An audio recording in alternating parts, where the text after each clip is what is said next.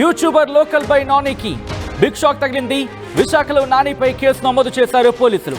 Betting apps పై promote చేస్తున్నారని case నమోదైంది. ఇప్పటికే నానిపై ఆగ్రహాన్ని వ్యక్తం చేశారు IPS Sajjanar. Betting apps promote చేస్తే కఠిన చర్యలు తీసుకుంటామంటూ వార్నింగ్ ఇచ్చారు. ఆయన సజ్జనార్ ఆగ్రహం వ్యక్తం చేయడంతో క్షమాపణ చెప్పాడు నాని. మరి ముఖ్యంగా సోషల్ మీడియాలో పెద్ద బజ్ క్రియేట్ చేస్తుంది.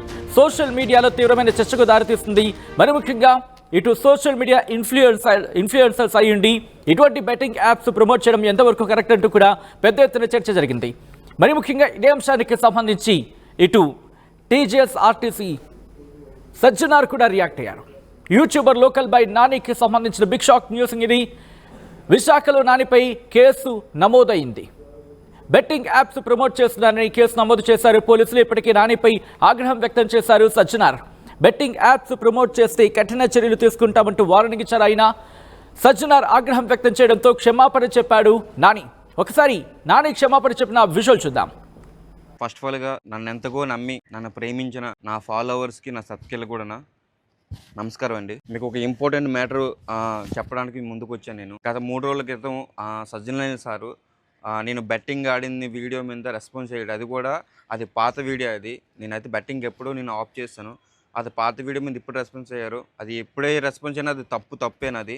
ఆ తప్పుని మనం నిజాయితీగా ఒప్పుకునే మైండ్ కూడా ఉండాలి. ఎందుకంటే తప్పు ఏదైతే చేసామో ఆ తప్పు కన్నా మనం ఒప్పుకోవాలి.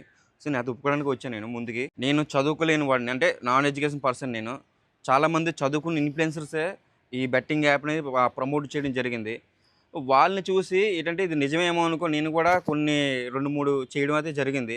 తర్వాత నాకు కొంతమంది చెప్పడంతో ఇది ఫేకు, దీనివల్ల చాలామంది జీవితాలు కూడా నాశనం అయిపోతున్నాయి, ఆఫ్ చేసిన అనేది నేను అప్పుడే ఆఫ్ చేసి రద్దు చేస్తాను కూడా. అట్లా జోలికి వెళ్ళట్లేదు. కానీ పాత వీడియో అయినా సరే కొత్త వీడియో అయినా సరే దానికి ఏదైనా సరే మనం చేసిన తప్పు కాబట్టి తప్పు అని ఒప్పుకోవాలి. నేనైతే దాన్ని అయితే పూర్తిగా అయితే ఆఫ్ చేసేసాను. కానీ ఇంకా వందల మంది లక్షల మంది ఇన్ఫ్లుయెన్సర్ చదువుకున్న వాళ్ళు మళ్ళీని దాన్ని ఎంకరేజ్ చేస్తున్నారు.